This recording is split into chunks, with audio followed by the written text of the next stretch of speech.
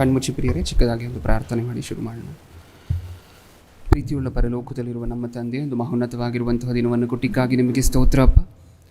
ನೀವು ಕೊಟ್ಟಿರುವಂತಹ ಈ ಅತ್ಯಮೂಲ್ಯವಾಗಿರುವಂತಹ ಗಳಿಗೆಗೆ ಇನ್ನೊಂದು ಸಾರಿ ನಿಮಗೆ ಕೃತಜ್ಞತೆ ಹೇಳ್ತಾ, ಹಾಗೆ ನಾವೆಲ್ಲರೂ ಸೇರಿ ನೀವು ಸತ್ಯವೇದದಲ್ಲಿ ನಮಗೋಸ್ಕರ ವರೆಸಿಕೊಟ್ಟಿರುವಂತಹ, ನೀವು ಸಾವಿರಾರು ವರ್ಷ ಕನಸು ಕಂಡು ನಮಗೋಸ್ಕರ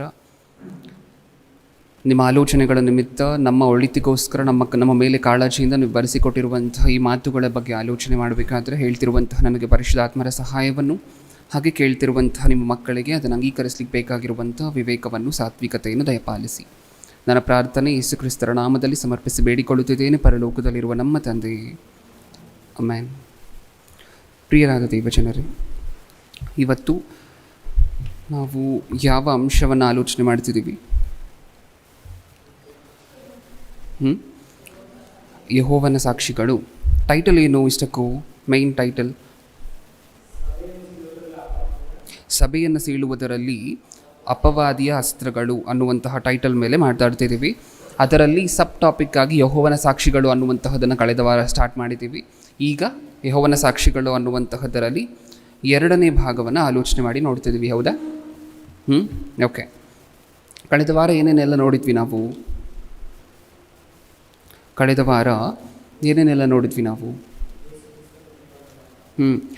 ಮೊಟ್ಟ ಮೊದಲನೇದಾಗಿ ಯೆಹೋವನ ಸಾಕ್ಷಿಗಳು ಯಾರು ಶುರು ಮಾಡಿದ್ರು ಅನ್ನುವಂತಹದ್ದನ್ನು ಇಂಟ್ರೊಡಕ್ಷನ್ ಮಾಡ್ಕೊಂಡ್ವಿ. ಹೌದಾ?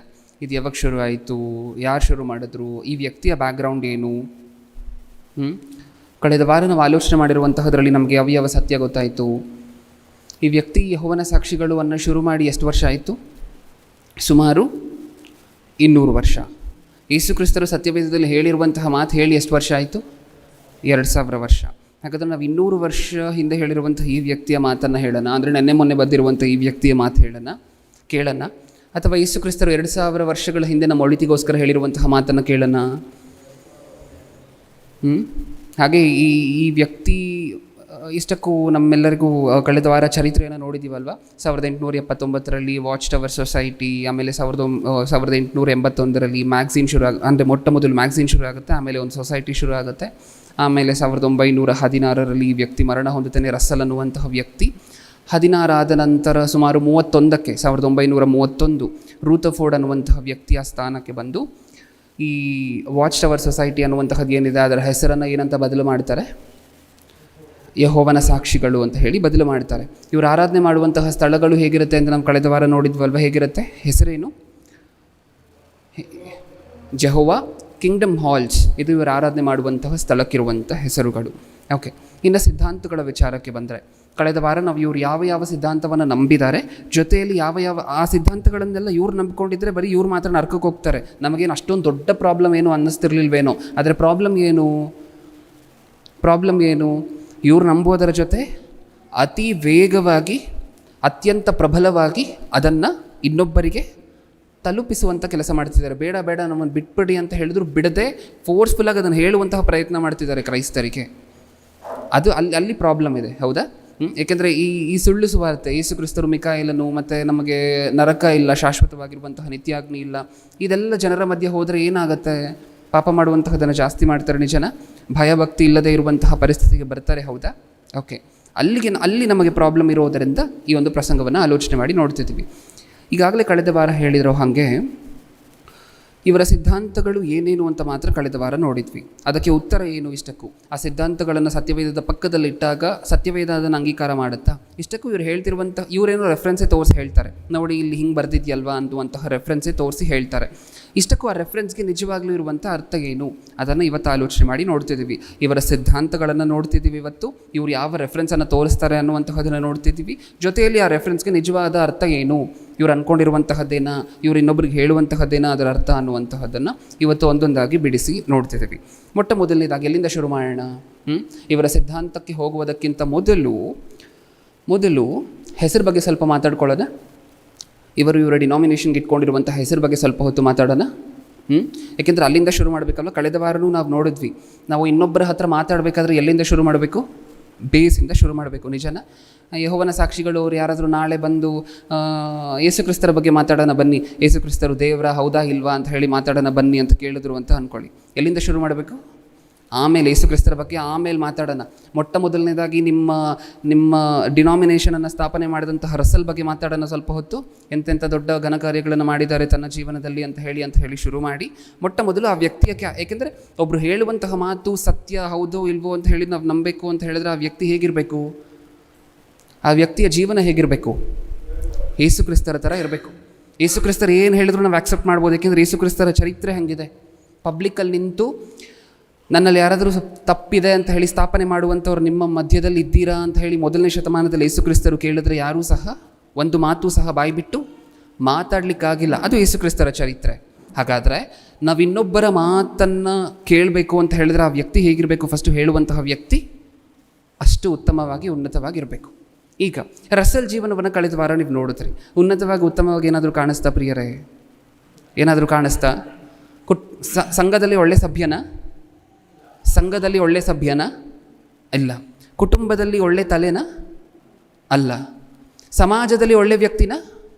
ಆ ಮಿರಾಕಲ್ ವೀಟ್ ಅನ್ನುವಂತಹ ಫ್ರಾಡ್ ಕಂಪನಿಯನ್ನು ಶುರು ಮಾಡಿ ಅವ್ರು ಮಾಡಿದಂತಹ ಫ್ರಾಡ್ ನಿಮ್ಮೆಲ್ಲರಿಗೂ ಗೊತ್ತು. ಇಷ್ಟಕ್ಕೂ ಸಂಘದಲ್ಲಿ ಒಳ್ಳೆ ಸಭ್ಯನಲ್ಲ, ಕುಟುಂಬದಲ್ಲಿ ಒಳ್ಳೆ ಯಜಮಾನನಲ್ಲ, ನೆಕ್ಸ್ಟ್ ಸಮಾಜದಲ್ಲಿ ಒಳ್ಳೆ ವ್ಯಕ್ತಿಯಲ್ಲ. ಈ ಮೂರು ಅಲ್ಲದೇ ಇರುವಂತಹ ವ್ಯಕ್ತಿಯ ಮಾತನ್ನು ಕೇಳುವಂತಹದ್ದು ಸೂಕ್ತನೇನಾ? ಇಲ್ಲಿ ಶುರು ಮಾಡಬೇಕು ಫಸ್ಟು ನಮ್ಮ ವಾದನೆಯನ್ನು. ನಾಳೆ ಯಾರಾದರೂ, ನಾನು ಕಳೆದ ವಾರನೂ ಹೇಳಿದ್ದೆ, ಯಾರಾದರೂ ಸಿಕ್ಕಿ ಯೇಸು ಕ್ರಿಸ್ತರ ಬಗ್ಗೆ ಮಾತಾಡೋಣ ಬ್ರದರ್, ಯೇಸು ಕ್ರಿಸ್ತರು ದೇವರ ಅಲ್ವಾ ಹೌದಾ ಅಂತ ಹೇಳಿ ಮಾತಾಡೋಣ ಬರ್ತೀರಾ ಅಂತ ಕೇಳಿದ್ರು ಅಂತ ಅಂದ್ಕೊಳ್ಳಿ. ಎಲ್ಲಿಂದ ಶುರು ಮಾಡಬೇಕು? ಯೇಸು ಕ್ರಿಸ್ತರ ಬಗ್ಗೆ, ಆಮೇಲೆ ಯೇಸು ಕ್ರಿಸ್ತರ ಬಗ್ಗೆ ಮಾತಾಡಬೇಕು ಅಂತ ಹೇಳಿದ್ರೆ ಅದಕ್ಕೊಂದು ಅರ್ಹತೆ ಬೇಕು. ಆ ಅರ್ಹತೆ ನಿಮ್ಮಲ್ಲಿ ಇದೆಯಾ ಅಂತ ಹೇಳಿ ಟೆಸ್ಟ್ ಮಾಡ್ಲಿಕ್ಕೆ ಫಸ್ಟ್ ರಸಲ್ ಬಗ್ಗೆ ಮಾತಾಡೋಣ ಬನ್ನಿ. ಎಷ್ಟು ತಿಳ್ಕೊಂಡಿದ್ದೀರೋ ನೋಡೋಣ. ಓಕೆ, ಇದಿಷ್ಟು ಸಹ ರಸಲ್ನ ಚರಿತ್ರೆ ನಾವು ಕಳೆದ ವಾರನೇ ನೋಡಿರುವಂತಹದ್ದು.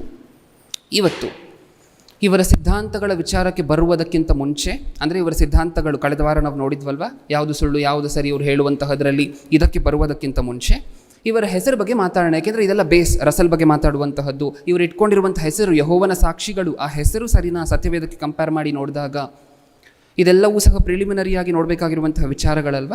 ಓಕೆ, ಈಗ ಇವರು ಇಟ್ಕೊಂಡಿರುವಂಥ ಹೆಸರು ಯೆಹೋವನ ಸಾಕ್ಷಿಗಳು. ಇವರು ಯಾವ ರೆಫರೆನ್ಸನ್ನು ತೋರಿಸ್ತಾರೆ ಅಂತ ನಾನು ಕಳೆದ ವಾರ ಹೇಳಿದ್ದೆ, ಹೌದಾ? ಅದನ್ನು ಇನ್ನೊಂದು ಸಾರಿ ಓದೋಣ. ಯೆಶಾಯನ ಗ್ರಂಥ ಏನಕ್ಕೋಸ್ಕರ ಈ ಹೆಸರನ್ನು ಇಟ್ಕೊಂಡಿದ್ದೀರಾ ಅಂತ ಹೇಳಿದ್ರೆ ಈ ರೆಫರೆನ್ಸನ್ನು ತೋರಿಸ್ತಾರೆ. ಯೆಶಾಯನ ಗ್ರಂಥ 43ನೇ ಅಧ್ಯಾಯ 10ನೇ ವಚನ, 43:10. ಹೌದಾ? ಈ ಮಾತನ್ನು ತೋರಿಸಿ ಏನಂದರು? ಯೆಹೋವನ ಮಾತೇನೆಂದರೆ ನೀವು ನನ್ನ ಸಾಕ್ಷಿ. ನೋಡಿದ್ರೆ ತಂದೆ ಆಗಿರುವಂತಹ ದೇವರ ಬಾಯಲ್ಲೇ ಬರ್ತಿದೆ ನೀವು ನನ್ನ ಸಾಕ್ಷಿ ಅಂತ ಹೇಳಿ. ಹಾಗಾದರೆ ನಾವು ಇದೇ ಹೆಸರನ್ನು ಇಟ್ಕೋಬೇಕು ನಮ್ಮ ಸಂಘಕ್ಕೆ. ನಮ್ಮ ಒಂದು ಬಳಗ ಏನಿದೆ, ದೇವರನ್ನ ನಂಬುವಂತಹ ಬಳಗ, ಆ ಬಳಗಕ್ಕೆ ಏನು ಹೆಸರನ್ನು ಇಟ್ಕೊಳ್ತೀವಿ? ಯೆಹೋವನ ಸಾಕ್ಷಿಗಳು. ಇಸ್ರಾಯೇಲಿಯರ ಪರಿಸ್ಥಿತಿ ಹೇಗಿತ್ತು ಅಂತ ನಮ್ಮೆಲ್ಲರಿಗೂ ಗೊತ್ತು. ಈ ಮಾತನ್ನು ಯಾರ ಹತ್ರ ಮಾತಾಡ್ತಿದ್ದಾರೆ ದೇವರು? ನೀವು ನನ್ನ ಸಾಕ್ಷಿ ಅಂತ ಯಾರಿಗೆ ಹೇಳಿದ್ರು? ಇಸ್ರಾಯೇಲಿಯರಿಗೆ ಹೇಳಿದ್ರು. ಇಷ್ಟಕ್ಕೂ ಇಸ್ರಾಯೇಲಿಯರು ಏನೇನನ್ನು ನೋಡಿದ್ರು? ಕಣ್ಣಾರೆ ತಲೆನೋವು ನೆಗಡಿ ವಾಸಿಯಾಗಿದ್ದು ನೋಡಿದ್ರೆ ಎಂಥ ಅದ್ಭುತಗಳನ್ನು ನೋಡಿದ್ರು ದೇವರು ಮಾಡಿರುವಂತಹದ್ದು. ಹೌದಾ? ಕೆಂಪು ಸಮುದ್ರವನ್ನು ಸೀಳಿರುವಂತಹದನ್ನು ಕಣ್ಣಾರೆ ಕಂಡಂತಹ ಜನ ಇವರು ಇಸ್ರಾಯೇಲಿಯರು ಅಂತ ಹೇಳಿದ್ರೆ. ಅದೇ ಸಮುದ್ರದಲ್ಲಿ ಐಗುಪ್ತ್ಯರನ್ನು ಮುಚ್ಚಾಕಿ ಸಮುದ್ರವನ್ನು ಕ್ಲೋಸ್ ಮಾಡಿ ನೀರಲ್ಲಿ ಸಮಾಧಿ ಮಾಡಿದಂತಹ ಆ ದೇವರ ಅದ್ಭುತವನ್ನು ಕಣ್ಣಾರೆ ನೋಡಿದಂತಹ ಜನ ಇಸ್ರಾಯೇಲಿಯರು. 40 ವರ್ಷ ಅರಣ್ಯದಲ್ಲಿ ಪ್ರಯಾಣ ಮಾಡಬೇಕಾದ್ರೆ ಬಿಸಿಲು ತಾಗದೆ ಮತ್ತು ಶೆಕೆ ಆಗದೆ ಇವರಿಗೆ ಶೆಕೆ ಆದರೆ ತಣ್ಣಗಿರುವಂತಹ ವಾತಾವರಣ, ತುಂಬ ಬಿಸಿ ಆದರೆ ಅದಕ್ಕೆ ಕೂಲ್ ಮಾಡಿರುವಂತಹ ವಾತಾವರಣ, ತುಂಬ ಕೋಲ್ಡ್ ಆದರೆ ಮತ್ತೆ ಹೌದಾ ಬಿಸಿಯಾಗಿರುವಂತಹ ವಾತಾವರಣ, ಅಗ್ನಿಜ್ವಾಲೆ, ಮೇಘಸ್ತಂಭಗಳು, ಇದನ್ನೆಲ್ಲ ಇಟ್ಟು ಕಾಪಾಡಿದಂತಹ ಜನ ಅಲ್ಲ. ಅಂದರೆ ಇದನ್ನೆಲ್ಲ ಇಟ್ಟು ಯಾರನ್ನು ಕಾಪಾಡಿದ್ರು ಅವರಲ್ವ ಇಸ್ರಾಯೇಲಿಯರು ಅಂತ ಹೇಳಿದ್ರೆ. ಹಾಗಾದರೆ ಇಸ್ರಾಯೇಲಿಯರು ಇದನ್ನೆಲ್ಲ ಯಾವುದರಿಂದ ನೋಡಿದ್ರು? ದೇವರು ಮಾಡಿರುವಂತಹದನ್ನು ಯಾವುದರಿಂದ ನೋಡಿದ್ರು? ಕಣ್ಣಾರೆ ಮುಟ್ಟಿ ನೋಡಿದ್ರೆ. ಕೆಂಪು ಸಮುದ್ರ, ವಿಜ್ಞಾನಿಗಳನ್ನು ಕೇಳಿದ್ರೆ ಕೆಂಪು ಸಮುದ್ರ ಹೇಗೆ ಭಾಗ ಆಗಿರ್ಬೋದು ಅಂತ ಕೇಳಿದ್ರೆ ಹೇಳ್ತಾರೆ, ಒಂದು ದೊಡ್ಡ ಗಾಳಿ ಬೀಸ್ತು ಮಧ್ಯ. ಆಗ ಸತ್ಯವೇದದಲ್ಲಿ ಇರುವಂತಹದ್ದೇ, ಆದರೆ ಸೈನ್ಸ್ ಪ್ರಕಾರವಾಗೂ ಪ್ರೂವ್ ಆಗಿದೆ. ಅದು ಎರಡೂ ನೀರು ಆ ಕಡೆ ಈ ಕಡೆ ಹೇಗೆ ನಿಂತಿತ್ತಂತೆ ಗೊತ್ತಾ? ಹೇಗೆ ನಿಂತಿತ್ತಂತೆ?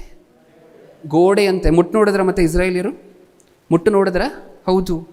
ಹಾಗಾದರೆ ದೇವರು ಮಾಡಿರುವಂಥ ಅದ್ಭುತಗಳನ್ನು ಹೇಗೆ ನೋಡಿದ್ದಾರೆ ಅವರು ಹೇಳಿ?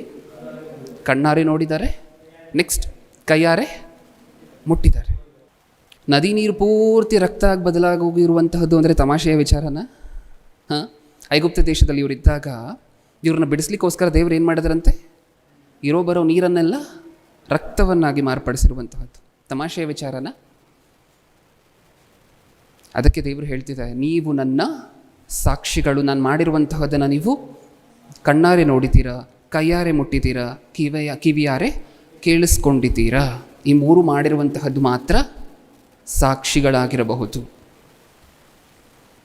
ಹೊಸ ಒಡಂಬಡಿಕೆಗೆ ಬರೋಣ. ಹೊಸ ಒಡಂಬಡಿಕೆಗೆ ಈಗ ಹೊಸ ಒಡಂಬಡಿಕೆ ಜನ ಎಲ್ಲ ಯಾವುದರ ಮೇಲೆ ಆಧಾರಿತಗೊಂಡಿರಬೇಕು? ಕಣ್ಣಾರೆ ನಮಗೇನಾದರೂ ತೋರಿಸ್ತಿದ್ದಾರಾ? ಕೆಂಪು ಸಮುದ್ರವನ್ನು ಯಾವತ್ತಾದರೂ ಭಾಗ ಮಾಡಿದ್ರೆ ನಮಗೆ? ಮನೆಯಲ್ಲಿ ಕೊಳೆಯಲ್ಲಿ ನೀರು ಬರ್ತಿಲ್ಲ ಅಂತ ಹೇಳಿದ್ರೆ ಯಾವತ್ತಾದರೂ ಕೊಳೆಯಲ್ಲಿ ಅದ್ಭುತವಾಗಿ ಮೇಲ್ ಟ್ಯಾಂಕಲ್ಲಿ ನೀರಿಲ್ಲ ಅಂತ ಹೇಳಿದ್ರು ಓಪನ್ ಆಗಿ ಬಂದಿರುವಂತಹ ಚರಿತ್ರೆ ಆದರೂ ಇದೆಯಾ? ಇಲ್ಲ. ನಾವು ಹೆಂಗೆ ನಂಬುವಂತಹ ಜನ ದೇವರನ್ನು? ಹೆಂಗೆ ನಂಬುವಂತಹ ಜನ ನಾವೆಲ್ಲ ದೇವರನ್ನು? ಕಣ್ಣಾರೆ ನೋಡದೆ, ಕೈಯಾರೆ ಮುಟ್ಟದೆ ಹಾಗೆ ನಂಬ್ತಿರುವಂತಹ ಜನ ನಾವು ದೇವರನ್ನು, ಹೌದಲ್ವ? ಹೊಸ ಒಡಂಬಡಿಕೆ ಜನರನ್ನು ಇಷ್ಟಕ್ಕೂ ಹೊಸ ಒಡಂಬಡಿಕೆಯಲ್ಲಿ ಅಪೋಸ್ತಲರ ವಿಚಾರಕ್ಕೆ ಬರೋಣ ಪ್ರಿಯರೇ. ಯಾಕೆಂದರೆ ಸಾಕ್ಷಿ ಅಂದರೆ ಏನು ಅಂತ ಹೇಳಿ ಇನ್ನೂ ಸ್ಪಷ್ಟವಾಗಿ ಅರ್ಥ ಆಗಬೇಕು ಅಂತ ಹೇಳಿದ್ರೆ ಅಪೋಸ್ತಲರ ವಿಚಾರಕ್ಕೆ ಬಂದರೆ ಗೊತ್ತಾಗುತ್ತೆ. ಯಾಕೆಂದರೆ ಅಪೋಸ್ತಲರು ಹೇಳ್ಕೊಳ್ತಾರೆ, ಅವ್ರ ಬಾಯಿಂದ ಏನೇನು ಮಾತು ಬರುತ್ತೆ ಅಂತ ಹೇಳಿ ಒಂದು ಸಾರಿ ಓಪನ್ ಮಾಡಿ ನೋಡಿ. ಅಪೋಸ್ತಲರ ಕೃತ್ಯಗಳು ನಿಜವಾಗ್ಲೂ ದೇವರಿಗೆ, ಯೇಸು ಕ್ರಿಸ್ತರಿಗೆ ಸಾಕ್ಷಿಗಳಾಗಿರ್ಬೇಕಂದ್ರೆ ಯಾರವರು ಅಂತ ಹೇಳಿ ಗೊತ್ತಾಗುತ್ತೆ ನಮಗೆ. ಅದಕ್ಕಿರಬೇಕಾಗಿರುವಂತಹ ಕ್ವಾಲಿಫಿಕೇಷನ್ ಏನು ಅಂತ ಗೊತ್ತಾಗುತ್ತೆ. ಅಪೋಸ್ತಲರ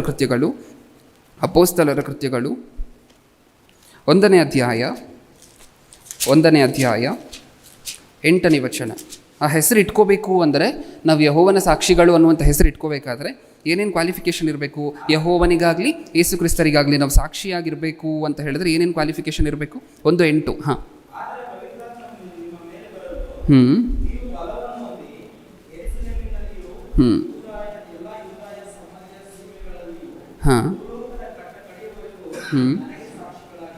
ಹಾಗಾದರೆ ಇಲ್ಲಿ ಏನು ಹೇಳ್ತಿದ್ದಾರೆ? ಯೇಸು ಕ್ರಿಸ್ತರಿಗೆ ಸಾಕ್ಷಿಯಾಗಿರ್ಬೇಕಾದ್ರೆ ಏನಿರಬೇಕಂತ ಕ್ವಾಲಿಫಿಕೇಷನ್ನು? ಇದು ಯಾರ ಹತ್ರ ಮಾತಾಡ್ತಿರುವಂತಹ ಮಾತು ಇಷ್ಟಕ್ಕೂ? ಅಪೋಸ್ತಲರ ಹತ್ರ, ಶಿಷ್ಯಂದಿರ ಹತ್ರ. ಯಾಕೆಂದರೆ ಇವ್ರು ಮಾತ್ರ ಯಾರು? ಅಲ್ಲಿರುವಂತಹ ಶಿಷ್ಯಂದಿರು ಇನ್ನೂ ಕೆಲವರು. ಇವ್ರು ಮಾತ್ರ ಯಾರು? ಯೇಸು ಕ್ರಿಸ್ತರನ್ನು ಕಣ್ಣಾರೆ ನೋಡಿ, ಅವ್ರು ಹೇಳಿರುವಂತಹ ಮಾತನ್ನು ಕಿವಿಯಾರೆ ಕೇಳಿ, ಅವರನ್ನು ಮುಟ್ಟಿ ನೋಡಿದಂಥವರು. ನಿಜನ? ಇನ್ನೊಂದು ಸಾರಿ ಓದೋಣ ಆ ಮಾತನ್ನು ಬೇಗ. ಆದರೆ ಪವಿತ್ರಾತ್ಮ ನಿಮ್ಮ ಮೇಲೆ ಬರಲು ನೀವು ಬಲವನ್ನು ಹೊಂದಿ ಯೆರೂಸಲೇಮಿನಲ್ಲಿಯೂ ಎಲ್ಲ ಯೂದಾಯ ಸಮರ್ಯ ಸೀಮೆಗಳಲ್ಲಿಯೂ ಭೂಲೋಕದ ಕಟ್ಟಕಡೆಯವರೆಗೂ ನನಗೆ ಸಾಕ್ಷಿಗಳಾಗಿರಬೇಕು. ಯೇಸು ಕ್ರಿಸ್ತರಿಗೆ ಸಾಕ್ಷಿಯಾಗಿರ್ಬೇಕಂದ್ರೆ ಇದು ಕ್ವಾಲಿಫಿಕೇಷನ್. ಮುಟ್ಟಿ ನೋಡಿರಬೇಕು, ಮಾತಾಡ್ಸಿರ್ಬೇಕು, ಅವ್ರು ಹೇಳಿರುವಂತಹದನ್ನು ಕೇಳಿಸ್ಕೊಂಡಿರಬೇಕು. ಯೋಹಾನನ ಮೊದಲನೇ ಪತ್ರಿಕೆ 1ನೇ ಅಧ್ಯಾಯ 1ನೇ ವಚನ. ಯೋಹಾನನ ಮೊದಲನೇ ಪತ್ರಿಕೆ 1ನೇ ಅಧ್ಯಾಯ 1ನೇ ವಚನ.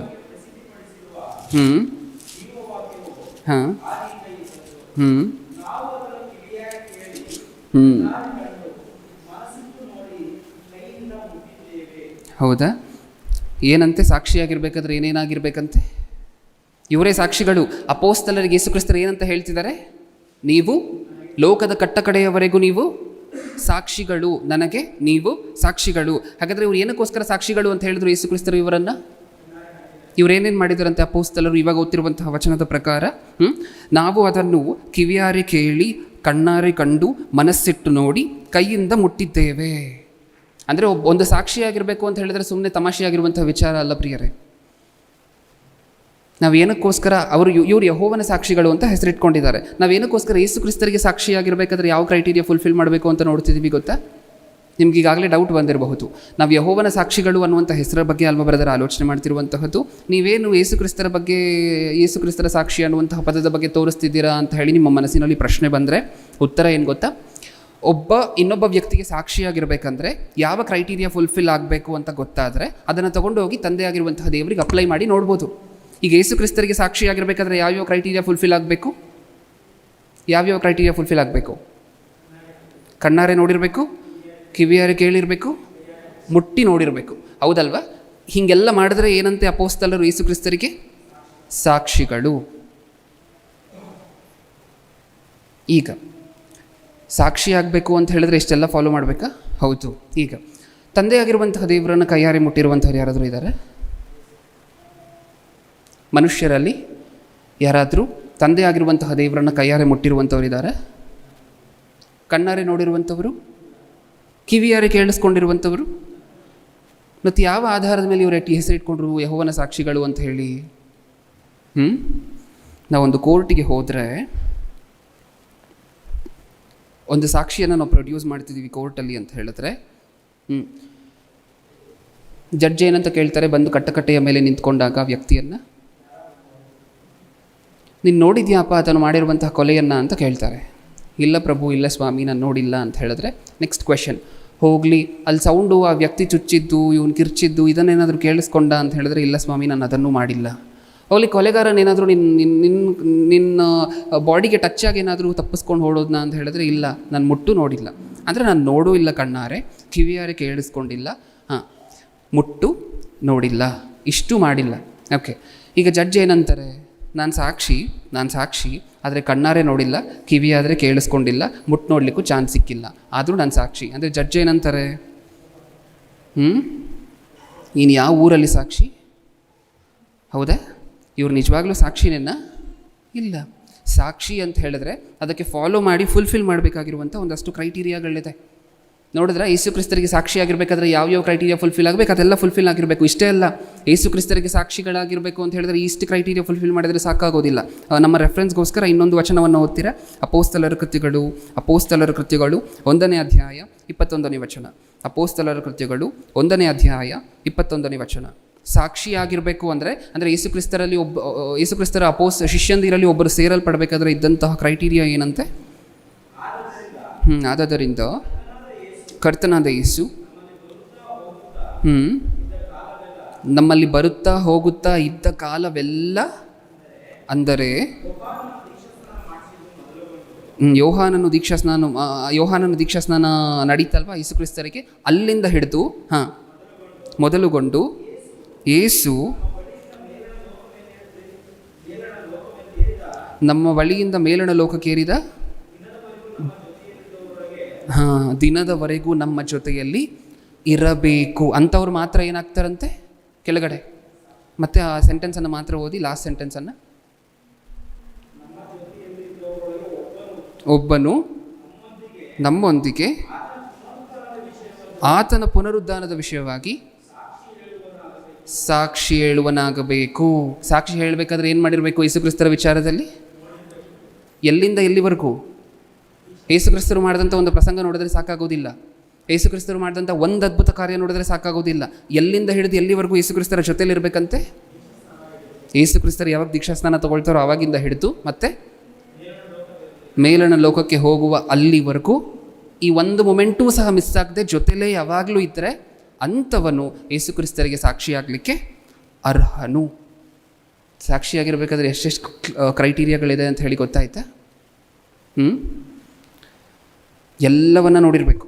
ಈ ವ್ಯಕ್ತಿಯ ಪೂರ್ತಿ ಜೀವನ ಚರಿತ್ರೆಯನ್ನು ನೋಡಿರಬೇಕು. ಗ್ಯಾಪ್ ಕೊಟ್ಟು 1 ವರ್ಷ ನೋಡುವಂತಹದ್ದು, 1 ವರ್ಷ ಈ ವ್ಯಕ್ತಿಯ ಜೊತೆ ಇಲ್ಲದೆ ಇರುವಂತಹದ್ದು, ಇದೆಲ್ಲ ಆಗಿರಬಾರ್ದು. ಇಷ್ಟೆಲ್ಲ ಇದ್ದರೆ ಅವಾಗ ಪ್ರೌಡಾಗಿ ಹೇಳ್ಕೋಬಹುದು ನಾವು ಯೇಸು ಕ್ರಿಸ್ತರಿಗೆ ಸಾಕ್ಷಿಗಳು ಅಂತ. ಈಗ ಇವರು ಯೆಹೋವನಿಗೆ ಸಾಕ್ಷಿಗಳು ಅಂತ ಹೇಳ್ಕೊಳ್ತಿದ್ದಾರಲ್ವಾ, ಇದೇ ಕ್ರೈಟೀರಿಯಾ ಫಾಲೋ ಮಾಡಿರಬೇಕಲ್ವ. ಇವರು ಯೆಹೋವನಿಗೆ ಸಾಕ್ಷಿ ಆಗಿರಬೇಕಂದ್ರೆ ಯೆಹೋವನನ್ನು ಕಣ್ಣಾರೆ ನೋಡಿರಬೇಕು, ಯೆಹೋವನ ಶಬ್ದಗಳನ್ನು ಕಿವಿಯಾರೆ ಕೇಳಿರಬೇಕು. ಹಾಗೆ ತಂದೆಯಾಗಿರುವಂತಹ ಯೆಹೋವನು ಅಂತ ಹೇಳಿದ್ರೆ ತಂದೆಯಾಗಿರುವಂತಹ ದೇವರು, ಹಾಗೆ ತಂದೆಯಾಗಿರುವಂತಹ ದೇವರ ಮಾತುಗಳನ್ನು ಕೇಳಿರಬೇಕು, ಮುಟ್ಟು ನೋಡಿರಬೇಕು, ಹೌದಾ, ಕಣ್ಣಾರೆ ನೋಡಿರಬೇಕು. ಇಷ್ಟೆಲ್ಲ ಕ್ರೈಟೀರಿಯಾವನ್ನು ಇವರು ಫುಲ್ಫಿಲ್ ಮಾಡಿದ್ದಾರೆ. ಮನುಷ್ಯರು ಮಾಡಲಿಕ್ಕಾಗತ್ತಾ ಇಷ್ಟಕ್ಕೂ? ಏನು ಹೇಳಿದ್ದಾರೆ? ಬೇಸಿಕ್ ರೆಫರೆನ್ಸಸ್, ನಮಗೆ ಗೊತ್ತಿರುವಂತಹ ರೆಫರೆನ್ಸ್ಗಳು. ದೇವ್ರನ್ನ ಯಾರಾದರೂ ನೋಡಲಿಕ್ಕಾಗತ್ತಾ? ನೋಡಿದಾರ? ಹೋಗಲಿ, ಬೇಸಿಕ್ ರೆಫರೆನ್ಸ್ಗಳು ನಮ್ಗೆ ಯಾವ್ದು ಗೊತ್ತು ಇದಕ್ಕೆ ಸಂಬಂಧಪಟ್ಟಂತೆ? ತಂದೆಯಾಗಿರುವಂತಹ ದೇವರನ್ನ ಯಾರೂ ಎಂದೂ ನೋಡಿಲ್ಲ, ಆತನ ಶಬ್ದವನ್ನು ಕೇಳಿಲ್ಲ. ಈ ಬೇಸಿಕ್ ರೆಫರೆನ್ಸಸ್ನ ಹೇಳಿ ಒಂದು ಸಾರಿ. ನಾನು ಕೇಳಿದಂತಹ ಪ್ರಶ್ನೆ ನಿಮ್ಗೆ ಅರ್ಥ ಆಯ್ತಾ? ಓಪನ್ ಮಾಡಿ. ಯೋಹಾನನು ಬರೆದ ಸುವಾರ್ತೆ 5ನೇ ಅಧ್ಯಾಯ 37ನೇ ವಚನ.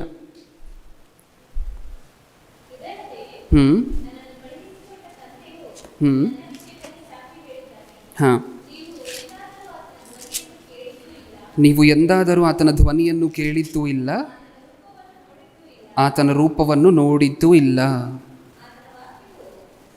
ಏನಂತ ಕ್ಲಾರಿಫಿಕೇಶನ್ ಕೊಟ್ಟಿದ್ದಾರೆ ಯೇಸು ಕ್ರಿಸ್ತರಲ್ಲಿ? ನೀವು ಯಾವತ್ತೂ ಸಹ ತಂದೆಯಾಗಿರುವಂತಹ ದೇವರನ್ನು ನೋಡಿಲ್ಲ, ಆತನ ಶಬ್ದವನ್ನು ನೀವು ಕೇಳಿಲ್ಲ. ಹಾಗಾದರೆ ಭೂಮಿಯ ಮೇಲಿರುವಂಥವ್ರು ಯಾರಾದರೂ ಸಾಕ್ಷಿಗಳಾಗಿರಲಿಕ್ಕಾಗತ್ತಾ? ಯೆಹೋವನ ಸಾಕ್ಷಿಗಳು ಅಂತ ಹೇಳಿ ಹೆಸರಿಟ್ಕೊಳ್ಲಿಕ್ಕಾಗತ್ತಾ? ಇಸ್ರಾಯೇಲ್ಯರಿಗೆ ನೀವು ನನ್ನನ್ನಂತೂ ನೋಡಿಲ್ಲ, ಅಟ್ಲೀಸ್ಟ್ ನಾನು ಮಾಡಿರುವಂಥ ಅದ್ಭುತಗಳನ್ನು ನೋಡಿದ್ದೀರಲ್ವ, ಹೋಗಿ ಯೆಹೋವನ ಸಾಕ್ಷಿಗಳು ಅಂತ ಹೇಳಿ ಹೆಸರಿಟ್ಕೊಳ್ಳಿ. ನೀವು ಯೆಹೋವನ ಸಾಕ್ಷಿಗಳು ಅಂತ ಹೇಳಿ ದೇವರೇ ಇವರನ್ನು ಕರೆದ್ರು. ನೀವು ನನಗೆ ಸಾಕ್ಷಿಗಳು ಅಂತ ದೇವರೇ ಇವರನ್ನು ಕರೆದ್ರು. ದೇವರು ಕರೆದಿಲ್ಲ ಅಂತ ಅಂದ್ಕೊಳ್ಳಿ, ಇವ್ರು ಏನು ಮಾಡ್ತಾರೆ? ಇವ್ರೇನು ಮಾಡ್ತಾರೆ, ಸಮಾಜದಲ್ಲಿ ಇವ್ರಿಗೆ ಅನ್ನುವಂಥ ಐಡೆಂಟಿಫಿಕೇಷನ್ ಅಂದರೆ ಅದು ಒಂದೇ ಪ್ರಿಯರೇ. ಬೇರೆ ಒಂದು ಜನಾಂಗ, ಹಿತ್ತಿಯರು, ಹಿವ್ವಿಯರು, ಎಬೂಸಿಯರು ಬಂದು ಕೇಳಿದ್ರು ಅಂತ ಅಂದ್ಕೊಳ್ಳಿ ಇಸ್ರಾಯೇಲಿಯರನ್ನು. ಏನಂತ, ನೀವು ಯಾರು ಅಂತ ಕೇಳಿದ್ರು ಅಂತ ಅಂದ್ಕೊಳ್ಳಿ. ಏನನ್ಬೇಕು ಇಸ್ರಾಯೇಲಿಯರು?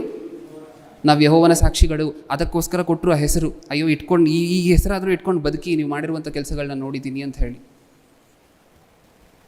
ಹೌದಾ? ಈ ವಚನಗಳನ್ನೆಲ್ಲ ಓದಿದಾಗ ನಿಜವಾಗ್ಲೂ ಈಗಿನ ಕಾಲದಲ್ಲಿ ಯೆಹೋವನಿಗೆ ಯಾರಾದರೂ ಸಾಕ್ಷಿಗಳಾಗಿರ್ಲಿಕ್ಕಾಗತ್ತೆ ಅಂತ ನಮ್ಗೆ ಅನಿಸುತ್ತೆ?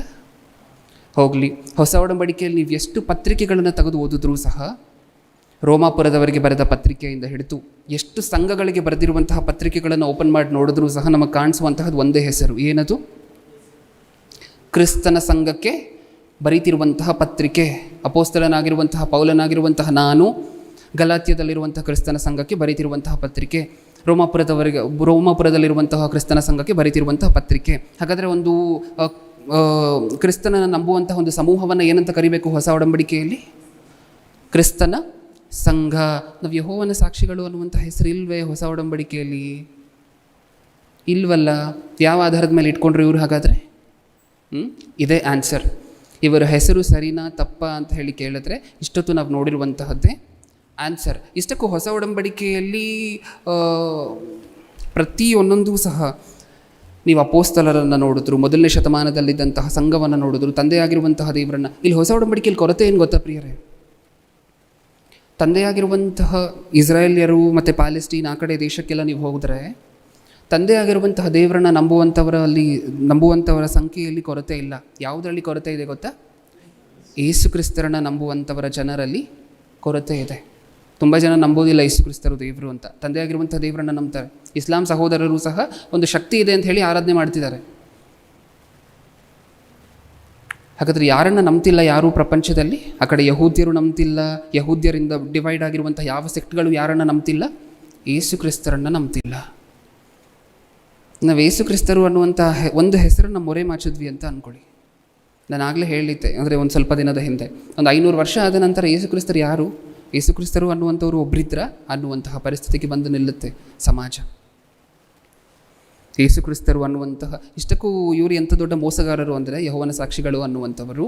ಇವ್ರ ಮನೆಗೆ ಬರ್ತಾರಲ್ವ, ನಾವು ದೇವ್ರ ಬಗ್ಗೆ ಹೇಳ್ತೀವಿ ಅಂತ ಹೇಳಿ. ಇವ್ರನ್ನ ಏನು ಪ್ರಶ್ನೆ ಕೇಳ್ತಾರೆ ಬಂದು ಫಸ್ಟು? ಇವ್ರು ಯಾರ ತಂಟೆಗೆ ಹೋಗೋದಿಲ್ಲ? ಅನ್ಯ ಜನರ ತಂಟೆಗೆ ಹೋಗೋದಿಲ್ಲ. ಯಾರ ತಂಟೆಗೆ ಮಾತ್ರ ಹೋಗ್ತಾರೆ? ಕ್ರೈಸ್ತರು. ಹೌದಾ? ಓಕೆ. ಹಾಗಾದರೆ ಇವರು ಫಸ್ಟ್ ಪ್ರಶ್ನೆ ಕೇಳುವಂತಹದ್ದು ಏನು? ನೀವು ಕ್ರೈಸ್ತರ ಅಂತ ಕೇಳ್ತಾರೆ.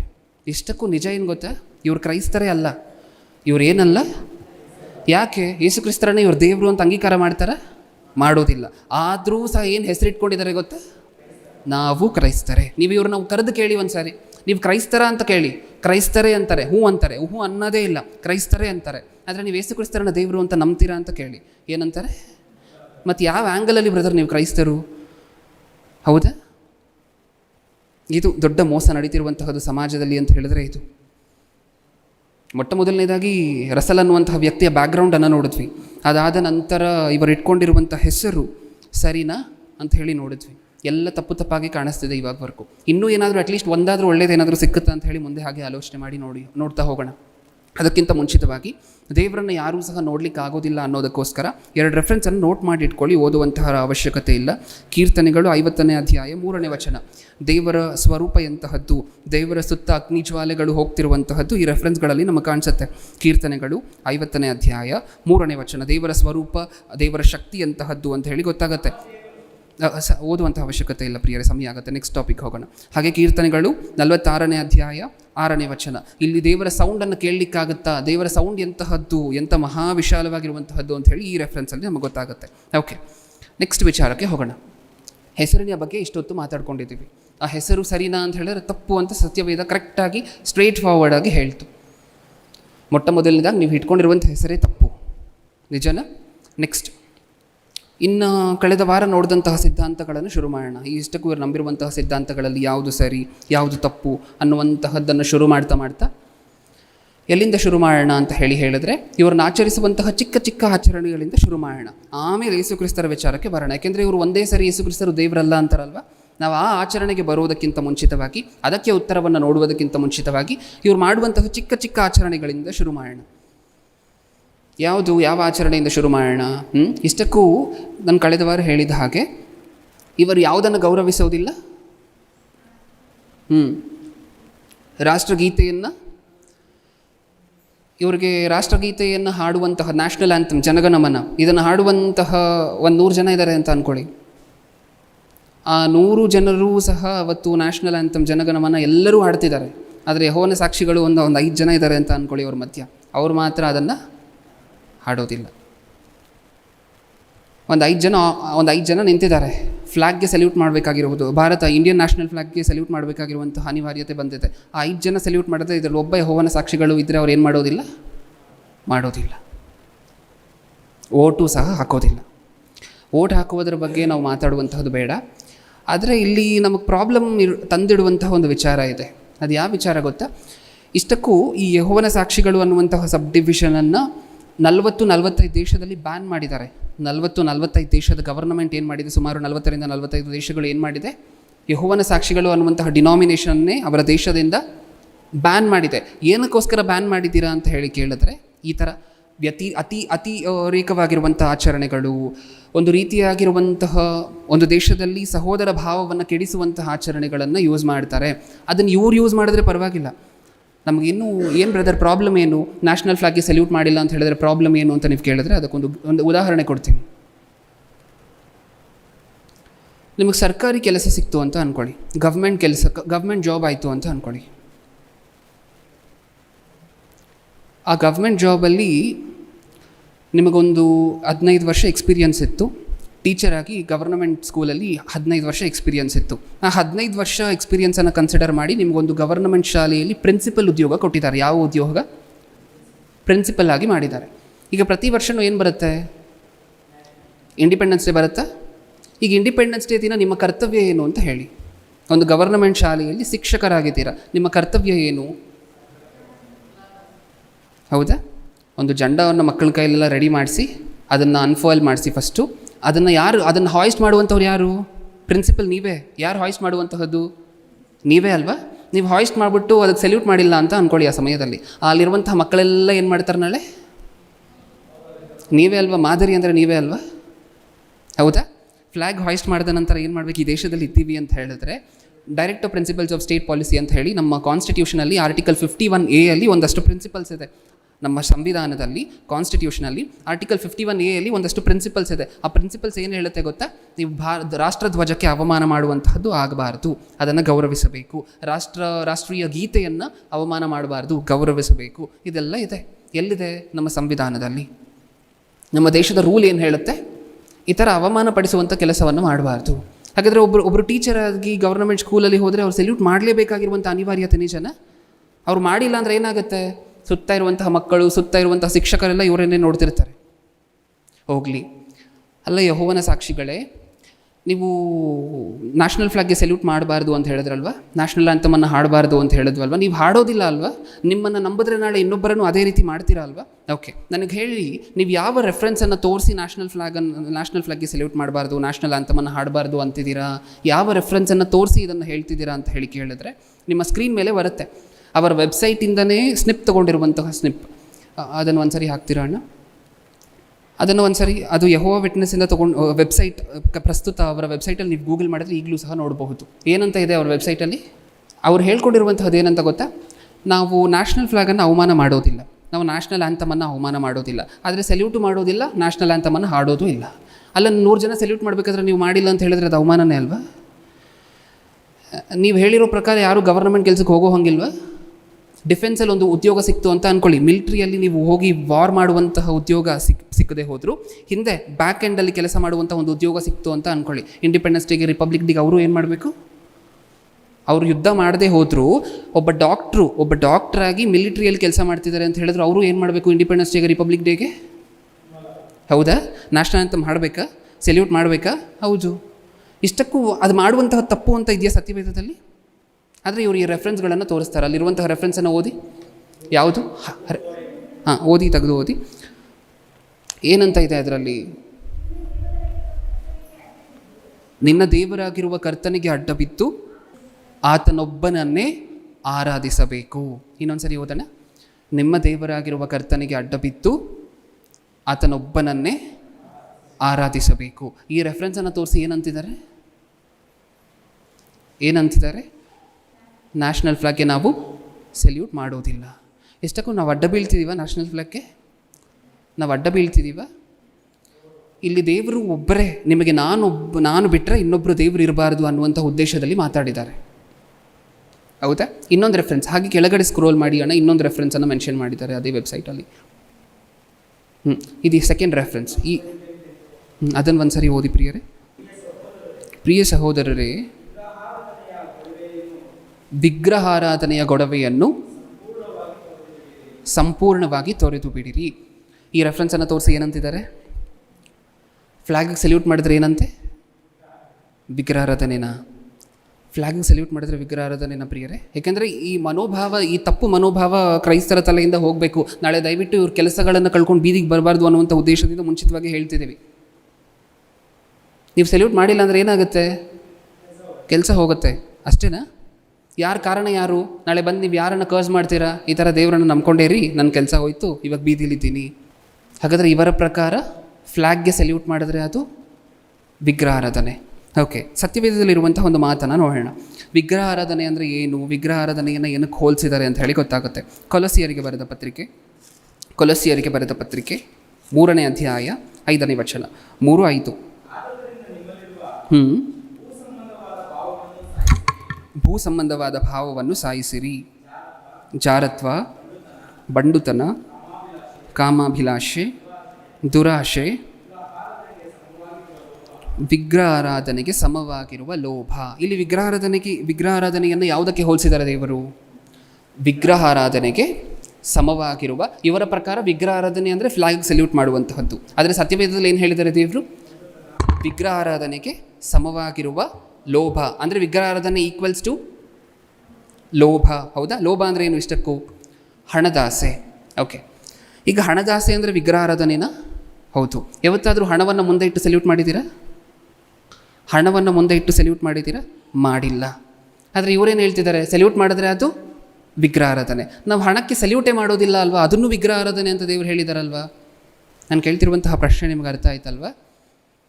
ಫ್ಲ್ಯಾಗಿಗೆ ಸಲ್ಯೂಟ್ ಮಾಡಿದ್ರೆ ಅದು ವಿಗ್ರಹಾರಾಧನೆ ಅಂತ ಇವ್ರು ಹೇಳ್ತಿದ್ದಾರೆ. ನಾವು ಹಣಕ್ಕೆ ಸಲ್ಯೂಟೇ ಮಾಡೋದಿಲ್ಲ ಅಲ್ವಾ? ಅದನ್ನು ವಿಗ್ರಹಾರಾಧನೆ ಅಂತ ದೇವರು ಬರೆಸಿದಾರಲ್ವ ಸತ್ಯವೇದದಲ್ಲಿ? ಏನಕ್ಕೋಸ್ಕರ ಹಣವನ್ನು ಇಷ್ಟಕ್ಕೂ ವಿಗ್ರಹಾರಾಧನೆ ಅಂದರು ದೇವರು? ವಿಗ್ರಹಾರಾಧನೆ ಅಂದರೆ ಏನು? 2 ದೀಪ ಅಂಟಿಸೋದಾ? 2 ಕ್ಯಾಂಡಲ್ ಅಂಟಿಸುವಂತಹ ವಿಗ್ರಹಾರಾಧನೆ ಆಗುತ್ತಾ? ಯಾವುದು ವಿಗ್ರಹಾರಾಧನೆ ಅಂದರೆ ಏನು? ದೇವರಿಗಿಂತ ಒಂದು ವಸ್ತುವನ್ನು ಅಥವಾ ಇನ್ನೊಂದನ್ನು ನಮ್ಮ ಮನಸ್ಸಿನಲ್ಲಿ ಒಂದು ಉತ್ತಮವಾಗಿ, ದೇವರಿಗಿಂತ ಇನ್ನೊಂದು ಉತ್ತಮವಾಗಿರುವಂಥ ಸ್ಥಾನವನ್ನು ನಮ್ಮ ಮನಸ್ಸಿನಲ್ಲಿ ಕೊಟ್ಟಿದ್ದೀವಿ ಅಂತ ಹೇಳಿದ್ರೆ ಅದು ವಿಗ್ರಹಾರಾಧನೆ. ಯಾರನ್ನಾದರೂ ದೇವರಿಗಿಂತ ಇನ್ನೂ ಹೆಚ್ಚಾಗಿ ಪ್ರೀತಿ ಮಾಡ್ತಿದ್ದೀವಿ ಅಂತ ಹೇಳಿದ್ರು ಅದು ವಿಗ್ರಹಾರಾಧನೆಯೇ. ಯಾಕೆ? ದೇವರಿಗಿಂತ ಒಂದು ಸ್ಥಾನವನ್ನು ಇನ್ನೊಬ್ಬರಿಗೆ ಕೊಟ್ಟಿದ್ದೀವಿ ನಮ್ಮ ಜೀವನದಲ್ಲಿ ಅಂತ ಅದರ ಅರ್ಥ. ಹೌದಾ? ಇವಾಗ ಹೇಳಿ, ಫ್ಲ್ಯಾಗಿಗೆ ಸಲ್ಯೂಟ್ ಮಾಡುವಂಥದ್ದು ವಿಗ್ರಹಾರಾಧನೆನಾ? ಫ್ಲ್ಯಾಗ್ ಒಂದು ಸರಿ ಸಲ್ಯೂಟ್ ಮಾಡಿ ಬಂದರೆ ಮತ್ತೆ ಯಾವಾಗ ನೋಡುತ್ತೀವ ಆ ಫ್ಲ್ಯಾಗನ್ನು? ಮನೇಲಿ ಯಾವಾಗಲೂ ಅದರ ಬಗ್ಗೆ ನೀವು ಯೋಚನೆ ಮಾಡ್ಕೊಂಡು ಕೂತಿರ್ತೀವ? ದೇವರಿಗಿಂತ ಹೆಚ್ಚಾದ ಸ್ಥಾನ ಕೊಟ್ಟಿದ್ದೀವ? ಇಲ್ಲ. ಅದು ನಮ್ಮ ರಾಷ್ಟ್ರೀಯ ಧ್ವಜ, ನಮ್ಮ ದೇಶದ ಒಂದು ಐಡೆಂಟಿಟಿ. ಪ್ರಪಂಚ ಪೂರ್ತಿಯ ಕಂಟ್ರೀಸನ್ನು ಒಂದು ಪೂರ್ತಿಯಾಗಿ ಒಂದು ಕಡೆ ಇಟ್ಟರೆ ಅದರಲ್ಲಿ ನಮ್ಮ ಫ್ಲ್ಯಾಗ್ ಏನು ಸೂಚಿಸುತ್ತೆ? ನಮ್ಮ ದೇಶವನ್ನು ಸೂಚಿಸುತ್ತೆ 500 ದೇಶಗಳಲ್ಲಿ. ನಿಜನಾ? ಇವಾಗ ಏನು ಅನ್ಸುತ್ತೆ ನಿಮಗೆ? ಇವಾಗ ಸರಿನಾ? 40 ದೇಶಗಳಲ್ಲಿ ಇವ್ರನ್ನ ಏನಕ್ಕೋಸ್ಕರ ಬ್ಯಾನ್ ಮಾಡಿದ್ದಾರೆ ಅಂತ ಗೊತ್ತಾಯ್ತಾ? ಈ ಥರ ಆಗೋಗ್ತಾರೆ. ಸಿಟಿಸನ್ಸ್ ಪೂರ್ತಿ ಈ ಥರ ಬದಲಾಗಿ ಹೋಗ್ತಿದ್ರೆ ಹೇಗಿರುತ್ತೆ ಪ್ರಿಯರೇ ದೇಶ? ನೀವೇ ಯೋಚನೆ ಮಾಡಿ. ಇಲ್ಲ, ನಾವು ನ್ಯಾಷನಲ್ ಫ್ಲ್ಯಾಗ್ಗೆ ಸಲ್ಯೂಟ್ ಮಾಡೋದಿಲ್ಲ ಅಂತ ಒಬ್ಬರು, ನಾವು ನ್ಯಾಷನಲ್ ಆ್ಯಂಥಮನ್ನು ಆಡೋದಿಲ್ಲ ಅಂತ ಒಬ್ಬರು.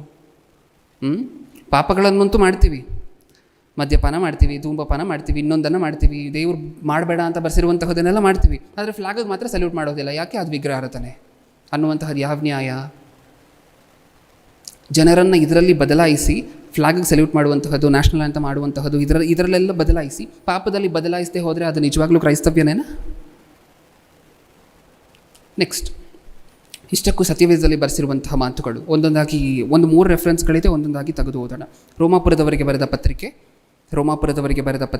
ನೀವು ಸರ್ಕಾರ ಹೊರಡಿಸುವಂತಹ ನಿಯಮಗಳನ್ನು ಕಾನ್ಸ್ಟಿಟ್ಯೂಷನ್ ಬರೆದಿರುವಂತಹದ್ದು ಅಧಿಕಾರಿಗಳೇ. ಓಕೆ, ಈಗ ಆ ಅಧಿಕಾರಿಗಳು ಮಾಡಿರುವಂತಹ ಅಧಿಕಾರಿಗಳನ್ನು ನಾವು ಏನು ಮಾಡಬೇಕು ಅಂತ ಸತ್ಯವೇದದಲ್ಲಿದೆ. ರೋಮಾಪುರದವರಿಗೆ ಬರೆದ ಪತ್ರಿಕೆ 13ನೇ ಅಧ್ಯಾಯ 1ನೇ ವಚನ, 13:1.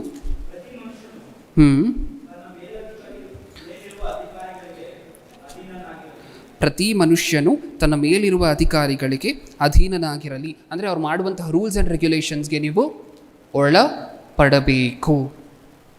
ಇದಕ್ಕೆ ಇನ್ನೊಂದು ರೆಫರೆನ್ಸ್ ತೋರಿಸ್ತಾರೆ. ಯಾವ ರೆಫರೆನ್ಸ್ ತೋರಿಸ್ತಾರೆ ಗೊತ್ತಾ? ಸರ್ಕಾರಿ ನಿಯಮಗಳನ್ನು, ವಿಧಿವಿಧಾನಗಳನ್ನು ಅಷ್ಟೊಂದು ಸೀರಿಯಸ್ ಆಗಿ ತಗೊಳ್ಳುವುದರ ಅವಶ್ಯಕತೆ ಇಲ್ಲ ಬ್ರದರ್. ಯಾವ ವಚನ ತೋರಿಸ್ತಾರೆ ಇದಕ್ಕೆ? ಹಳೆ ಒಡಂಬಡಿಕೆ.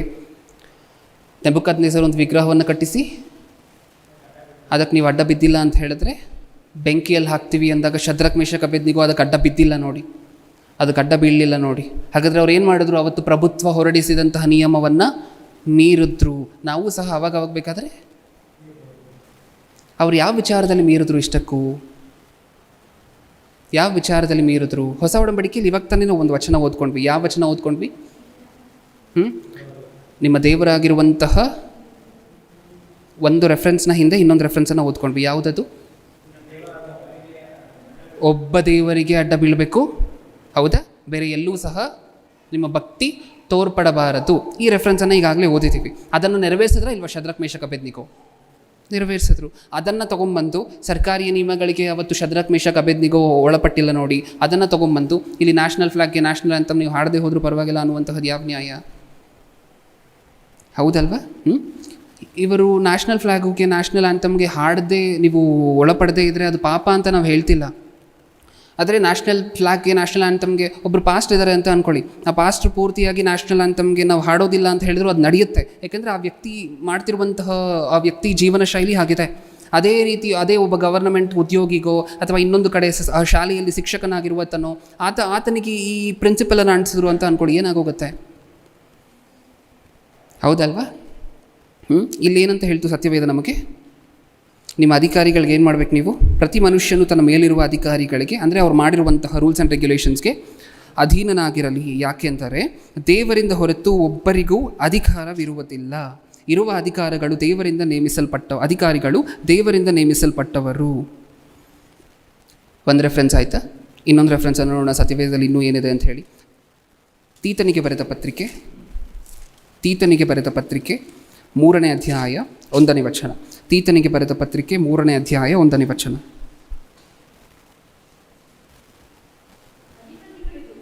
ಅಧಿಪತಿಗಳಿಗೂ ಅಧಿಕಾರಿಗಳಿಗೂ ಅಧೀನರಾಗಿ ವಿಧೇಯರಾಗಬೇಕೆಂತಲೂ ಸಕಲ ಸತ್ಕಾರ್ಯಗಳನ್ನು ಮಾಡುವುದಕ್ಕೆ ಸಿದ್ಧರಾಗಿರಬೇಕೆಂತಲೂ ಯಾರನ್ನು ದೂಷಿಸದೆ ಕೃತರ್ಕ ಮಾಡದೆ ಎಲ್ಲ ಮನುಷ್ಯರಿಗೆ ಪೂರ್ಣ ಸಾಧುಗುಣವನ್ನು ತೋರಿಸುತ್ತಾ ಈ ನಮಗೆ ಬೇಕಾಗಿರುವಂತಹ ಪಾಠನ್ನು ಓದಿ ಮುಗಿಸಿದ್ದೀವಿ. ಎಲ್ಲಿತ್ತು? ಫಸ್ಟ್ ಲೈನಲ್ಲೇ ಇತ್ತು. ಏನಂತ ಇತ್ತು? ಅಧಿಪತಿಗಳಿಗೂ ಅಧಿಕಾರಿಗಳಿಗೂ ಅಧೀನರಾಗಿ ವಿಧೇಯರಾಗಿರಬೇಕೆಂತಲೂ. ಇದು ದೇವರು ನಮಗೆ ಕೊಟ್ಟಿರುವಂಥ ಆಜ್ಞೆ. ನೀವು ಪ್ರತಿ ಸಾರಿ ನಿಮ್ಮ ಮೇಲಧಿಕಾರಿಯನ್ನು, ನೀವೊಂದು ಗವರ್ನಮೆಂಟ್ ಆಫೀಸಲ್ಲಿ ಕೆಲಸ ಮಾಡ್ತಿದ್ದೀರಾ ಅಂತ ಹೇಳಿದರೆ ನಿಮ್ಮ ಮೇಲಧಿಕಾರಿಗೆ ಸೆಲ್ಯೂಟ್ ಮಾಡ್ತಿದ್ದೀರಾ ಅಂತ ಅಂದ್ಕೊಳ್ಳಿ. ನೀವು ಯಾರು ಗೌರವ ಕೊಟ್ಟಂಗೆ ಹೇಳಿ? ನೀವು ಯಾರಿಗೆ ಗೌರವ ಕೊಟ್ಟಂಗೆ? ಅಧಿಕಾರಿಗೆ ಗೌರವ ಕೊಡ್ತಿದ್ದೀರಾ ಅನ್ನುವಂಥದ್ದು ಇರಬಾರ್ದು ನಿಮ್ಮ ಮನಸ್ಸಲ್ಲಿ. ಯಾರಿಗೆ ಗೌರವ ಕೊಡ್ತಿದ್ದೀನಿ ಅನ್ನುವಂಥದ್ದು ಇರಬೇಕು? ದೇವರಿಗೆ. ಯಾಕೆಂದರೆ ದೇವರು ಏನು ಹೇಳಿದ್ದಾರೆ? ನಿಮ್ಮ ಮೇಲಿರುವಂಥ ಅಧಿಕಾರಿಗಳನ್ನು ನೀವು ಗೌರವಿಸಬೇಕು. ಈಗ ಹೇಳಿ, ಸೆಲ್ಯೂಟ್ ಮಾಡುವಂತಹ ಪಾಪನ? ಇನ್ನೊಂದು ರೆಫರೆನ್ಸನ್ನು ಓದಿ ನೋಡೋಣ. ಪೇತ್ರನ ಮೊದಲನೇ ಪತ್ರಿಕೆ 2ನೇ ಅಧ್ಯಾಯ. ಪೇತ್ರನ ಮೊದಲನೇ ಪತ್ರಿಕೆ 2ನೇ ಅಧ್ಯಾಯ 13ನೇ ವಚನ. ಮನುಷ್ಯರು ನೇಮಿಸಿರುವ ಯಾವ ಅಧಿಕಾರಕ್ಕಾದರೂ ಕರ್ತನ ನಿಮಿತ್ತ ಅಧೀನರಾಗಿರ್ರಿ. ಇಲ್ಲಿ ನಾವು ಇವಾಗ ತಾನೇ ಮಾತಾಡ್ಕೊಂಡಂತಹ ಪಾಯಿಂಟನ್ನು ರೀಟ್ರೇಟ್ ಮಾಡಿ ಇನ್ನೂ ಸ್ಪಷ್ಟವಾಗಿ ಹೇಳಿದ್ದಾರೆ ದೇವರು. ಏನಂತ? ಅಧಿಕಾರ ಅನ್ನುವಂತಹ ಪಟ್ಟವನ್ನು ಮನುಷ್ಯರೇ ನೇಮಿಸ್ಕೊಂಡಿರುವಂತಹದ್ದು. ಇದು ದೇವರು ನೇಮಿಸಿರುವಂತಹದ್ದೇನಲ್ಲ. ಯಾವುದು? ಆ ಪಟ್ಟ ಇದೆಯಲ್ವ, ಪೋಸ್ಟ್ ಇದೆಯಲ್ವ, ಚೀಫ್ ಮಿನಿಸ್ಟರ್, ಪ್ರೈಮ್ ಮಿನಿಸ್ಟರ್, ಈ ಪೋಸ್ಟ್ಗಳನ್ನೆಲ್ಲ ಯಾರು ನೇಮಿಸ್ಕೊಂಡಿರುವಂತಹದ್ದು? ಸಮುವೇಲನ ಹತ್ರ ಬರ್ತಾರೆ ಇಸ್ರಾಯೇಲ್ಯರು. ಎಲ್ರಿಗೂ ರಾಜ ಇದ್ದಾರೆ, ನಮಗೆ ಮಾತ್ರ ಇಲ್ಲ. ಇವಾಗ ಏನು ಮಾಡ್ಬೇಕು ನೀವು? ಇಮಿಡಿಯೇಟಾಗಿ ರಾಜ ಅನ್ನುವಂತಹ ಪೋಸ್ಟನ್ನು ನೀವೇ ಕ್ರಿಯೇಟ್ ಮಾಡಬೇಕು. ಹಾಗಾದರೆ ಪೋಸ್ಟನ್ನು ಕ್ರಿಯೇಟ್ ಮಾಡ್ಕೊಂಡಿದ್ದು ಯಾರು? ಮನುಷ್ಯರು. ಹಾಗಾದರೆ ಆ ಪೋಸ್ಟಲ್ಲಿ ಯಾರು ಬಂದು ಕೂತ್ಕೋಬೇಕು ಅನ್ನುವಂತಹ ಡಿಸಿಷನ್ ತೊಗೊಳ್ತಿರುವಂತಹದ್ದು ಯಾರು? ದೇವರು. ಅದನ್ನೇ ಇಲ್ಲಿ ಹೇಳ್ತಿದ್ದಾರೆ. ಏನಂತ? ಮನುಷ್ಯರು ನೇಮಿಸುವ ಯಾವ ಅಧಿಕಾರಕ್ಕಾದರೂ ಕರ್ತನ ನಿಮಿತ್ತ ಅಧೀನರಾಗಿರ್ರಿ. ನಿಮ್ಮ ಮೇಲಧಿಕಾರಿಗಳಿಗೆ, ನಿಮ್ಮ ಅಧಿಕಾರಿಗಳಿಗೆ, ನಿಮ್ಮನ್ನು ಆಳುವಂಥ ಅಧಿಕಾರಿಗಳು ಇವರಿಗೆಲ್ಲ ನೀವು ಅಧೀನರಾಗಿರುವಂತಹದ್ದು ಅವರ ಮುಖಗಳನ್ನು ನೋಡಿ ಆಗಿರಬೇಡಿ, ದೇವರನ್ನು ನೋಡಿ, ದೇವರು ಕೊಟ್ಟಿರುವಂಥ ಆಜ್ಞೆಯನ್ನು ನೋಡಿ. ಹಾಗಾದರೆ ನಾವು ಅಧಿಕಾರಿಗಳ ಮಾತನ್ನು ಕೇಳ್ತಾನೆ ಇರಬೇಕಾ ಅಂತ ಹೇಳಿದ್ರೆ ಅದಕ್ಕೆ ಒಂದೇ ಒಂದು ಎಕ್ಸೆಪ್ಷನ್ ಇದೆ. ಯಾವುದೋ ಎಕ್ಸೆಪ್ಷನ್ ಯಾವುದು? ಅಧಿಕಾರಿ ಬಂದು ನೀವು ನಂಬಿರುವಂಥ ಯೇಸು ಕ್ರಿಸ್ತರನ್ನ ದೇವರಲ್ಲ ಅಂತ ಒಪ್ಕೋಬೇಕು. ನಾನು ತೋರಿಸುವಂತಹ ದೇವರನ್ನೇ ನೀವು ದೇವರಾಗಿ ಅಂಗೀಕಾರ ಮಾಡಬೇಕು. ಅದು ಒಂದೇ ಒಂದು ಎಕ್ಸೆಪ್ಷನ್ ಇದೆ. ಆವಾಗ ಮಾತ್ರ ನಾವೇನು ಮಾಡ್ಬೋದು? ಆ ಮಾತನ್ನು ಯಾವ ಮಾತು? ನಾನು ಈಗ ತಾನೇ ಹೇಳಿದ್ನಲ್ವ, ನಾನು ತೋರಿಸ್ತಿದ್ದೀನಿ ಒಬ್ಬ ಹೊಸ ದೇವರನ್ನು ನಿಮಗೆ ಪರಿಚಯ ಮಾಡ್ತಿದ್ದೀನಿ. ಸೇಮ್ ಶದ್ರಕ್ ಮೇಷಕ್ ಅಬೇದ್ನೆಗೋಗೆ ಬಂದಂತಹ ಘಟನೆ ನಮಗೂ ಬಂತು ಅಂತ ಅಂದ್ಕೊಳ್ಳಿ. ನೀವು ಈತನನ್ನೇ ದೇವರು ಅಂತ ಅಂಗೀಕಾರ ಮಾಡಬೇಕು, ಇಲ್ಲದೆ ಹೋದರೆ ನಿಮ್ಮ ಪ್ರಾಣ ಹೋಗುತ್ತೆ. ಆವಾಗ ಮಾತ್ರ ಏನು ಮಾಡಬೇಕು? ನಾವು ಭಕ್ತರಾಗಿದ್ದವರು ಅಂಗೀಕಾರ ಮಾಡಬೇಕು. ಅದು ಒಂದೇ ಎಕ್ಸೆಪ್ಷನ್. ಅಧಿಕಾರಿಗೆ ಒಳಗಾಗದೇ ಇರುವುದಕ್ಕೆ ಅದು ಒಂದೇ ಎಕ್ಸೆಪ್ಷನ್ ಕೊಟ್ಟಿರುವಂತಹದ್ದು ದೇವರು. ಆ ಒಂದು ವಿಚಾರದಲ್ಲಿ ಬಿಟ್ಟರೆ ಉಳಿದ ಎಲ್ಲ ವಿಚಾರಗಳಲ್ಲೂ ಏನು ಮಾಡಬೇಕು? ಅಧಿಕಾರಿಗಳಿಗೆ ಅಧೀನರಾಗಿರಬೇಕು. ನ್ಯಾಷನಲ್ ಫ್ಲಾಗ್ಗೆ ಸೆಲ್ಯೂಟ್ ಮಾಡೋದಿಲ್ಲ, ನ್ಯಾಷನಲ್ ಅಂತ ಮಾಡೋದಿಲ್ಲ. ಇದನ್ನು ಯೆಹೋವ ವಿಟ್ನೆಸ್ ಅವ್ರು ಇನ್ನೊಬ್ಬರು ಸಿಕ್ಕಿದ್ರೆ ಅವ್ರ ಕೈಯಲ್ಲಿ ಅವ್ರನ್ನೂ ಯೆಹೋವನ ಸಾಕ್ಷಿಗಳಾಗಿ ಬದಲು ಮಾಡಿ ಅವ್ರನ್ನೂ ಹಾಗೆ ಮಾಡ್ತಾರೆ. ಅವರು ಸಹ ಆಮೇಲೆ ನ್ಯಾಷನಲ್ ಅಂತ ಮಾಡೋದಿಲ್ಲ, ಫ್ಲಾಗಿಗೆ ಸೆಲ್ಯೂಟ್ ಮಾಡೋದಿಲ್ಲ. ಇದೆಲ್ಲ ಬೇಸಿಕ್ ಪ್ರಿಲಿಮಿನರಿಯಾಗಿ ಚಿಕ್ಕ ಬಿಟ್ಟುಗಳನ್ನು ನೋಡ್ತಿದ್ದೀವಿ. ನೋಡಿದ್ರೆ ಇಲ್ಲೇ ಎಷ್ಟೊಂದು ತಪ್ಪು ಸಿಕ್ಕಾಕೊಳ್ತಿದೆ. ಇನ್ನು ಯೇಸು ಕ್ರಿಸ್ತರ ಬಗ್ಗೆ ನೀವು ಮಾತೆತ್ತಿದ್ರೆ ಅದೇ ಪ್ರಿಯರೇ ಮಾತಾಡುವಂತಹದ್ದು ಮನೆಗಳಿಗೆ ಬರ್ತಾರಲ್ವ, ಫಸ್ಟ್ ಪ್ರಶ್ನೆ ಕೇಳುವಂತಹದ್ದು, ಬ್ರದರ್ ನೀವು ಯೇಸು ಕ್ರಿಸ್ತರ ಬಗ್ಗೆ ನಿಮ್ಮ ಒಪಿನಿಯನ್ ಏನು ಅಂತ ಕೇಳ್ತಾರೆ. ಫಸ್ಟೇ ಎಲ್ಲಿ ಕೈ ಹಾಕ್ತಿದ್ದಾರೆ? ನಾನು ಕಳೆದ ವಾರನೇ ಹೇಳಿದ್ದೀನಿ, ಕುಂಭಸ್ಥಳ ಅಂತ ಹೇಳಿ, ಅಲ್ಲಿ ಕೈ ಹಾಕ್ತಿದ್ದಾರೆ. ಯೇಸು ಕ್ರಿಸ್ತರ ಬಗ್ಗೆ ನಿಮ್ಮ ಒಪಿನಿಯನ್ ಏನು? ಯೇಸು ಕ್ರಿಸ್ತರು ತುಂಬ ದೂರ ಇದ್ದಾರೆ. ಫಸ್ಟ್ ಅವ್ರ ಬಗ್ಗೆ ಎಲ್ಲ ಮಾತಾಡೋದಕ್ಕಿಂತ ಮುಂಚೆ ಈ ಚಿಕ್ಕ ವಿಚಾರದ ಬಗ್ಗೆ ಮಾತಾಡೋಣ, ನಿಮ್ಮ ರಸಲ್ ಬಗ್ಗೆ ಮಾತಾಡ್ಕೊಳ್ಳೋಣ. ಅದಾದಮೇಲೆ ನಿಮ್ಮ ಹೆಸರು ಬಗ್ಗೆ ಮಾತಾಡೋಣ. ಫಸ್ಟ್ ಯೆಹೋವನ ಸಾಕ್ಷಿಗಳು ಅನ್ನುವಂಥ ಹೆಸರು ಬಗ್ಗೆ, ಆಮೇಲೆ ಈ ವಿಚಾರದ ಬಗ್ಗೆ ಮಾತಾಡೋಣ. ಈ ಸಿದ್ಧಾಂತ ಮುಗೀತು. ಈ ಸಿದ್ಧಾಂತಕ್ಕೆ ಉತ್ತರವನ್ನು ಸ್ಪಷ್ಟವಾಗಿ ನೋಡಿದ್ದೀವಿ. ಇನ್ನೊಂದೇ ಒಂದು ಸಿದ್ಧಾಂತವನ್ನು ನೋಡಿ ಇವತ್ತಿಗೆ ಸ್ಟಾಪ್ ಮಾಡೋಣ. 3ನೇ ಭಾಗವನ್ನು ಮುಂದಿನ ವಾರ ನೋಡೋಣ. ನೆಕ್ಸ್ಟ್ ಸಿದ್ಧಾಂತ ಯಾವುದು? ಇಷ್ಟಕ್ಕೂ ಇವರು ನಂಬಿಸಿರುವಂತಹದ್ದು ಜನರನ್ನು 1,44,000 ಜನ ಮಾತ್ರ ಪರಲೋಕಕ್ಕೆ ಹೋಗ್ತಾರೆ. ಯಾವ ರೆಫರೆನ್ಸನ್ನು ತೋರಿಸಿ ಇದನ್ನು ಹೇಳ್ತಾರೆ? ಪ್ರಕಟಣೆ ಗ್ರಂಥ 14ನೇ ಅಧ್ಯಾಯ, ಪ್ರಕಟಣೆ ಗ್ರಂಥ 14ನೇ ಅಧ್ಯಾಯ 1ನೇ ವಚನ, 14:1.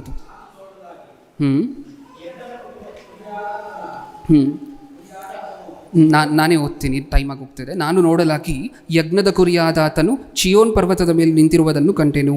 ಆತನ ಜೊತೆಯಲ್ಲಿ 1,44,000 ಮಂದಿ ಇದ್ದರು. ಅವರವರ ಹಣೆಯ ಮೇಲೆ ಆತನ ಹೆಸರು, ಆತನ ತಂದೆಯ ಹೆಸರು ಬರೆಯಲ್ಪಟ್ಟಿದ್ದವು. ಇದನ್ನೇ ಪ್ರಿಯರೇ ತೋರಿಸುವಂತಹದ್ದು. ಇವರ ಪ್ರಕಾರ ಪರಲೋಕಕ್ಕೆ ಹೋಗುವಂತಹ ಜನಸಂಖ್ಯೆ ಎಷ್ಟು? 1,44,000 ಜನ ಮಾತ್ರ.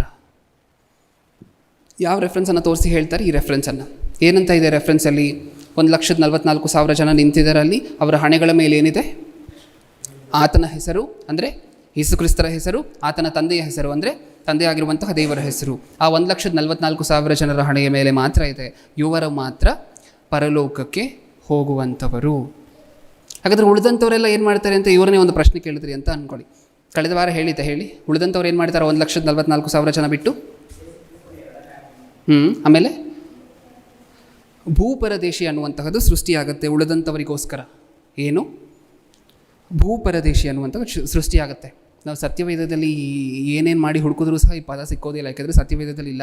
ಭೂಪರದೇಶಿ ಅನ್ನುವಂತಹ, ಪರದೇಶಿ ಅನ್ನುವಂತಹ, ಭೂಮಿ ಅನ್ನುವಂಥ 2 ಪದದ ಕಲಯಿಕೆಯನ್ನು ಸತ್ಯವೇದದಲ್ಲಿ ಎಲ್ಲೂ ನಾವು ನೋಡ್ಲಿಕ್ಕೆ ಸಾಧ್ಯ ಇಲ್ಲ.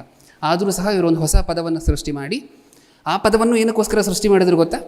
1914ರಲ್ಲಿ ಯೇಸು ಕ್ರಿಸ್ತರ 2ನೇ ಬರೋಣ ಆಗುತ್ತೆ ಅಂತ ಹೇಳಿದ್ರು ಎಲ್ರಿಗೂ ಸಹ. ಆಯಿತಾ? 1914ರಲ್ಲಿ ಯೇಸು ಕ್ರಿಸ್ತರ 2ನೇ ಬರೋಣ ಆಗುತ್ತೆ ಅಂದರು. ಆಯಿತಾ? ಇಲ್ಲ. ಈಗ ಅದನ್ನು ಕವರಪ್ ಮಾಡ್ಕೋಬೇಕಲ್ವ? ಅದಕ್ಕೋಸ್ಕರ 1914ರಲ್ಲಿ ಆಗಿಲ್ಲ ಅಂತ ನೀವು ಅಂದ್ಕೊಂಡಿದ್ದೀರಾ? ದಯವಿಟ್ಟು ಅದು ಆಗೋಯಿತು.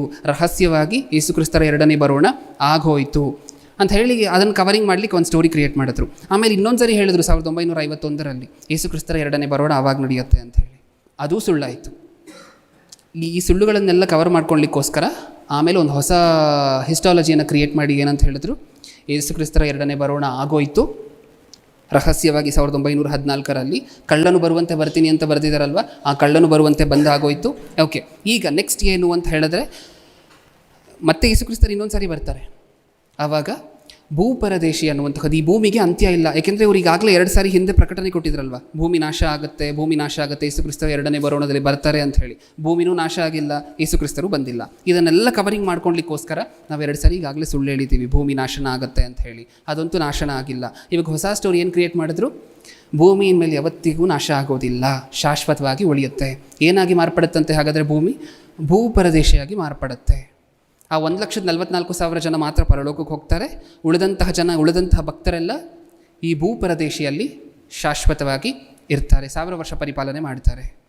ಇದು ಸ್ಟೋರಿ. ಆ 1,44,000 ಜನರಲ್ಲಿ ನಮಗೂ ಪಾಲು ಸಿಕ್ಕಬೇಕು ಅಂತ ಹೇಳಿದ್ರೆ ಈ ರೆಫರೆನ್ಸನ್ನು ಇವಾಗ ತಾನೇ ನೀವು ಓದಿದ್ರಲ್ಲ ಪ್ರಕಟಣೆ ಗ್ರಂಥ, ಆ ರೆಫರೆನ್ಸನ್ನು ತೋರಿಸಿ 1,44,000 ಜನ ಪರಲೋಕಕ್ಕೆ ಹೋಗ್ತಾರೆ ಅಂತ ಹೇಳಿ. ಆ ಪರಲೋಕಕ್ಕೆ ಹೋಗಬೇಕಾದ್ರೆ ಇಷ್ಟಕ್ಕೂ ಮದುವೆ ಅನ್ನುವಂತಹದ್ದು ಆಗಿರಬಾರದು. ಅವ್ರು ಕೇಳುವಂಥ ಪ್ರಶ್ನೆಗಳೆಲ್ಲ ಹೀಗೆ ಇರುತ್ತೆ. ಮನೆಗೆ ಬರ್ತಾರೆ, ನೀಟಾಗಿ ಕೂತ್ಕೊಳ್ತಾರೆ, ನೀವು ಕ್ರೈಸ್ತರೇನಾ ಅಂತ ಹೇಳಿ ಕೇಳ್ತಾರೆ. ಆಮೇಲೆ ಯೇಸು ಕ್ರಿಸ್ತರ ಬಗ್ಗೆ ಮಾತಾಡೋಣ ಅಂತಾರೆ. ಆಮೇಲೆ ಪರಲೋಕದ ಬಗ್ಗೆ ಮಾತಾಡೋಣ ಅಂತಾರೆ. ನರಕದ ಬಗ್ಗೆ ನಿಮ್ಮ ಒಪಿನಿಯನ್ ಏನು ಅಂತ ಹೇಳಿ ಕೇಳ್ತಾರೆ. ಹೀಗೆ ಅವ್ರು ಕೇಳುವಂತಹ ಪ್ರಶ್ನೆಗಳೆಲ್ಲ ಹೀಗೆ ಇರುತ್ತೆ. ನೀವು ಒಂದನ್ನು ಹೇಳ್ತೀರಾ ಅಂತ ಅಂದ್ಕೊಳ್ಳಿ, ಆವಾಗ ನಿಮ್ಮ ಮುಂದೆ ಇನ್ನೊಂದು ರೆಫರೆನ್ಸನ್ನು ತೆಗೆದಿಡ್ತಾರೆ. ನೋಡಿ ಇಲ್ಲಿ ಹಿಂಗೆ ಬರ್ದಿದ್ದಾರಲ್ವ, ಪರಲೋಕದ ಬಗ್ಗೆ ನಿಮ್ಮ ಒಪಿನಿಯನ್ ಏನು ಅಂತ ನಿಮ್ಮನ್ನು ಕೇಳಿದ್ರು ಅಂತ ಅಂದ್ಕೊಳ್ಳಿ. ನಾವೆಲ್ಲರೂ ಸಹ ಹೌದು ನೀತಿವಂತರು ಪರಲೋಕಕ್ಕೆ ಹೋಗ್ತಾರೆ ಅಂತ ಅಂದ್ವಿ ಅಂತ ಅಂದ್ಕೊಳ್ಳಿ. ಅವ್ರು ಏನಂತಾರೆ ಗೊತ್ತಾ, ಈ ಪ್ರಕಟಣೆ ಗ್ರಂಥದಲ್ಲಿ ಬರೆದಿರುವಂತಹ ಈ ಮಾತನ್ನು ಓದಿ ಬ್ರದರ್, ಇಲ್ಲಿ ಏನಿದೆ, ಎಲ್ಲ ನೀತಿವಂತರು ಹೋಗೋದಿಲ್ಲ, 1,44,000 ಜನ ಮಾತ್ರ ಹೋಗುವಂತಹದ್ದು. ಇದು ಯಾವುದಾದ್ರೂ ಕ್ರೈಸ್ತರ ಕಿವಿಗೆ ಬಿತ್ತು ಅಂತ ಅಂದ್ಕೊಳ್ಳಿ. ಅವ್ರು ಏನು ಮಾಡ್ತಾರೆ? ಏನು ಮಾಡ್ತಾರೆ? ಆದಿಯಿಂದ ಈಗಾಗಲೇ 1,44,000 ಸೀಟು ಫಿಲ್ ಆಗಿರಬೇಕಾ ಬೇಡವಾ? ಅಷ್ಟು ಜನ ಪ್ರವಾದಿಗಳು, ಅಷ್ಟು ಜನ ಭಕ್ತರು. ಇವಾಗ 800 ಕೋಟಿ ಜನ ಇದ್ದಾರೆ ಅಂತ ಹೇಳಿದ್ರೆ ಇನ್ನೊಂದು 100 ವರ್ಷ ಬಿಟ್ಟು ಮತ್ತೆ 900 ಕೋಟಿ ಜನ ಆಗಿರ್ತಾರೆ ಪ್ರಪಂಚದಲ್ಲಿ. ಎಷ್ಟು ಕೋಟಿ ಜನ ಬರ್ತಿದ್ದಾರೆ? ಎಷ್ಟು ಪಾಪ್ಯುಲೇಷನ್ ಬರ್ತಿದೆ ಪ್ರತಿ ವರ್ಷವೂ ಪ್ರಪಂಚಕ್ಕೆ? ಹೌದಲ್ವಾ? ಇದರಲ್ಲಿ 20 ಲಕ್ಷ ಜನ ನೀತಿವಂತರಿದ್ದಾರೆ ಅಂತ ಅಂದ್ಕೊಳ್ಳಿ. ಒಂದು ತಲಾಂತರಕ್ಕೆ 20 ಲಕ್ಷ ನೀತಿವಂತರಿದ್ದಾರೆ ಅಂತ ಅಂದ್ಕೊಳ್ಳಿ. 800 ಕೋಟಿ ಜನರಲ್ಲಿ 20 ಲಕ್ಷ ನೀತಿವಂತರಿದ್ದಾರೆ ಅಂತ ಅಂದ್ಕೊಳ್ಳಿ. ಎಷ್ಟು ಕೋಟಿ ಆಗೋಯ್ತು ಪರಲೋಕಕ್ಕೆ ಹೋಗುವಂತಹ ಸಂಖ್ಯೆ? ಹೌದಾ? ಅವ್ರು ಈ ರೆಫರೆನ್ಸ್ ತೆಗೆದಿಟ್ಟಾಗ 1,44,000 ಜನ ಮಾತ್ರ ಪರಲೋಕಕ್ಕೆ ಹೋಗುವಂತಹದ್ದು ಅನ್ನುವಂಥ ಈ ರೆಫರೆನ್ಸ್ ತೆಗೆದಿಟ್ಟಾಗ ಸತ್ಯವೇದದಲ್ಲಿ ಇನ್ನೊಂದು ಮಾತಿದೆ. ಆ ಮಾತನ್ನು ನಾವು ಹೇಳಬೇಕು, ನಾವು ತೋರಿಸ್ಬೇಕು. ಅದು ನಮಗೆ ಗೊತ್ತಿರೋದಕ್ಕೋಸ್ಕರ ಆ ರೆಫರೆನ್ಸನ್ನು ನೋಡೋಣ. ಪ್ರಕಟಣೆ ಗ್ರಂಥ 7ನೇ ಅಧ್ಯಾಯ 9ನೇ ವಚನ. ಪ್ರಕಟಣೆ ಗ್ರಂಥ 7ನೇ ಅಧ್ಯಾಯ 9ನೇ ವಚನ.